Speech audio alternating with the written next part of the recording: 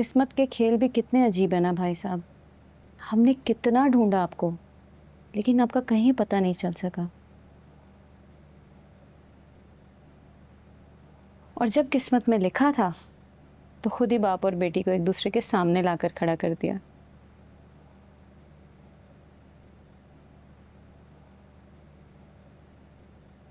बेशक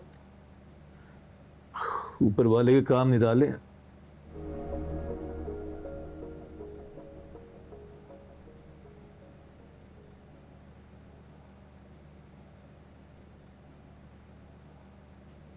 कहीं जा रही हो बेटा? जी, कहाँ? दिलावर साहब के घर। क्या मतलब, ऐसे अचानक दिलावर के घर जाने का फैसला किया?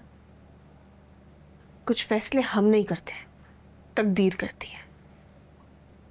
हाँ, मगर हम तुम्हें ऐसे अकेले नहीं जाने दे सकते महानूर।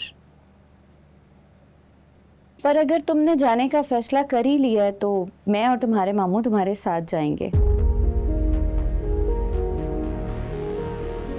साथ जाएंगे?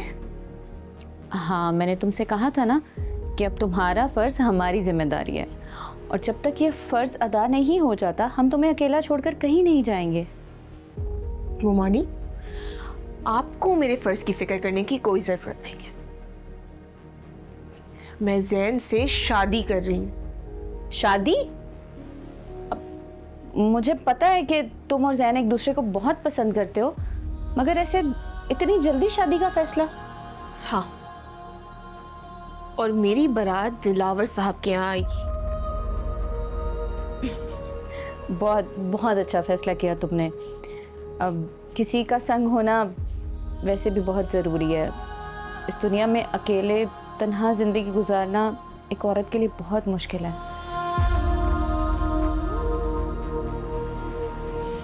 अल्लाह मेरी बच्ची को हमेशा खुश रखे और हर तरह की बुरी नज़र से बचाए। आज आसिया होती तो कितना खुश होती। चलो तुम सामान बांधो, मैं तुम्हारे मामू को ये खुशखबरी सुना के आती हूँ। वो बेचारा तुम्हारी वजह से बहुत परेशान रहता है। बाकी दिलावर से मैं खुद बात कर लूँगी। कौन सी बात?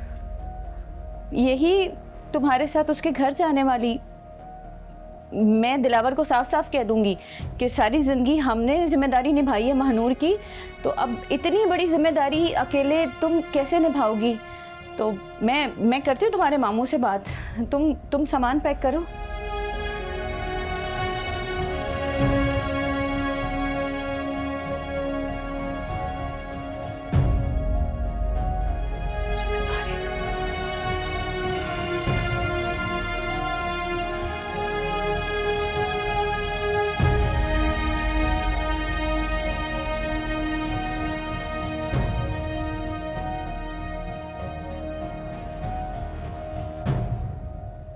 अपना सामान बांध ले, हम लोग जन्नत में जा रहे हैं। क्या मतलब है तेरा? मतलब ये कि महानूर दिलावर के घर जा रही है और हमें अब किसी भी सूरत उसके साथ जाना होगा। वो हमें साथ लेके जाएगी क्या? अरे उसे छोड़, हमें ना दिलावर को मनाना होगा कि वो हमें साथ लेकर जाए। और वो अगर ना माना तो?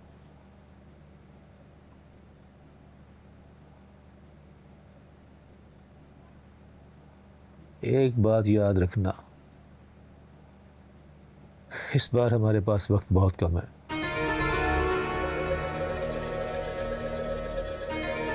अगर इस बार निशाना चूका ना तो दिलावर की गोली सीधे हमारे सीने में जाएगी।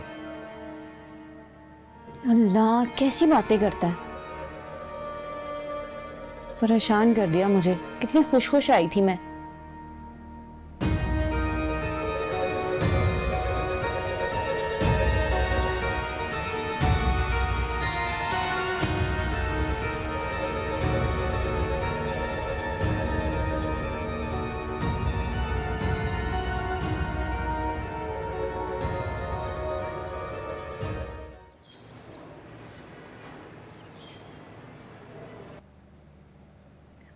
किस्मत के खेल भी कितने अजीब है ना भाई साहब।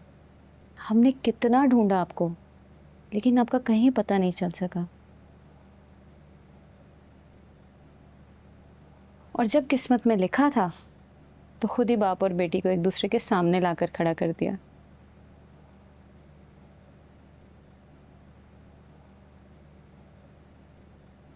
बेशक ऊपर वाले के काम निराले हैं।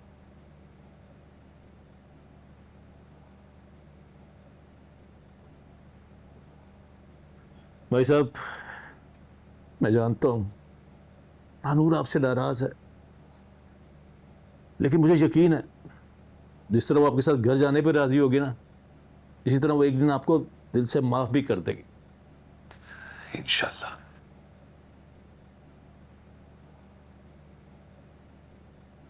हाय, मेरी बच्ची का चिड़िया जैसा दिल था, पता नहीं इतनी कठोर कैसे हो गई।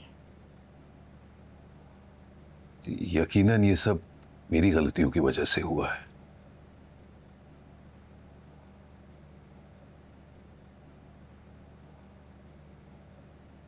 मानूर की जिंदगी में मेरी मौजूदगी या गैर मौजूदगी ने उसकी जिंदगी पर एक मनफी असर डाला है। ये बात तो सच है भाई साहब। मैंने सारी जिंदगी आंसू और महानूर को बाप ना होने की वजह से दर दर की ठोकरें खाते देखा है, मगर हम थे वहां। हमसे जितना बन पाया हमने उससे 2 कदम आगे बढ़कर ही किया उनके लिए।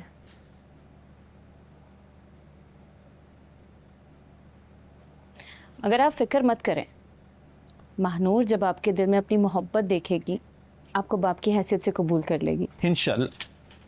बेटा चले।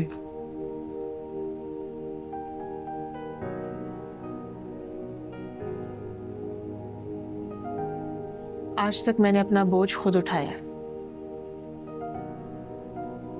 और शायद आज के बाद भी यही आदत रहेगी।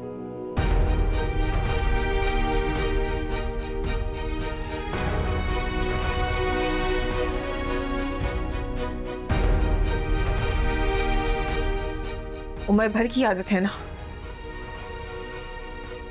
इतनी आसानी से तो खत्म नहीं होगी। अमजद, हमारा सामान भी ले आओ ना अंदर से जाके। सामान आप लोग भी कहीं जा रहे हैं? हाँ, जहाँ महानूर वहीं हम। अब जिंदगी के इतने बड़े फैसले में इसको अकेला तो नहीं छोड़ सकते ना।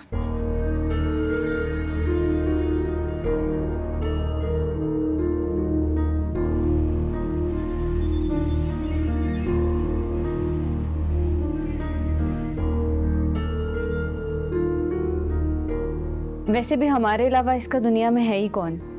मेरी आंसू की आखिरी निशानी है ये हमारे पास।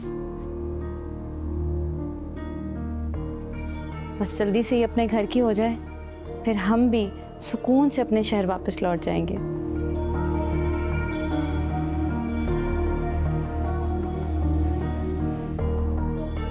क्या हुआ भाई साहब, आपको कोई तरह से? अरे नहीं नहीं अमजद, मुझे कैसा एतराज हो सकता है? आखिर आप लोग महानूर के अपने हो तो उसे अपने दुआ में रुखसत करने का हक बनता है आपका, और ये हक मैं कैसे छीन सकता हूं?